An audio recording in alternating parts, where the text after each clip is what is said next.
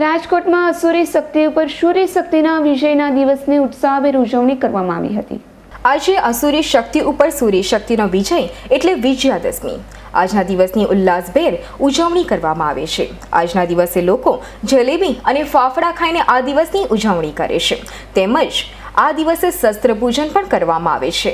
ત્યારે છેલ્લા ઘણા વર્ષોથી વિશ્વ હિન્દુ પરિષદ અને બજરંગ દળ દ્વારા વિજયાદશમીના પર્વ નિમિત્તે રાવણનું દહન કરવાનો કાર્યક્રમ યોજાય છે।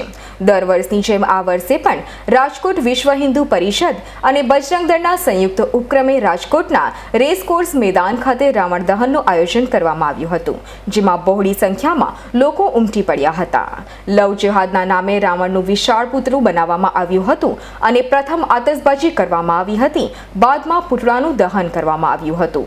વિશ્વ હિન્દુ પરિષદ વિજયાદશમી દ્વારા જે આ કાર્યક્રમ દેવી શક્તિનો વિજય આસુરી શક્તિનો નાશ વિશ્વ હિન્દુ પરિષદ દ્વારા 1964 થી લવ જેહાદની રાક્ષસી વૃત્તિ એટલે કે મુસ્લિમ યુવાનો દ્વારા આતંકવાદી પ્રવૃત્તિની અંદર હિન્દુ દીકરીઓને ફોસલાવી અને તેને લઈ જવાનું ષડયંત્ર, એના સામે આજે સમગ્ર દેશ આમાં જાગૃત થયો છે। ત્યારે આજે જે આસુરી શક્તિનો નાશ લવ જેહાદ રૂપી અહીંયા રાજકોટના રેસકોર્સ મેદાનની અંદર લગભગ 1 લાખથી વધારે પબ્લિકની અંદર આ કાર્યક્રમ કરવામાં આવ્યો છે અને સમગ્ર લોકોએ આજે હિન્દુ ધર્મપ્રેમી જનતાએ આ કાર્યક્રમમાં સહયોગ આપ્યો છે અને સાથે સાથે લવ જેહાદી રાક્ષસી વૃત્તિનો નાશ કરવા માટે સંકલ્પ લીધેલ છે કે 60 ફૂટનું હતું, બાકીના કુંભકર્ણ મેઘનાથના કોપરા 36 ફૂટના।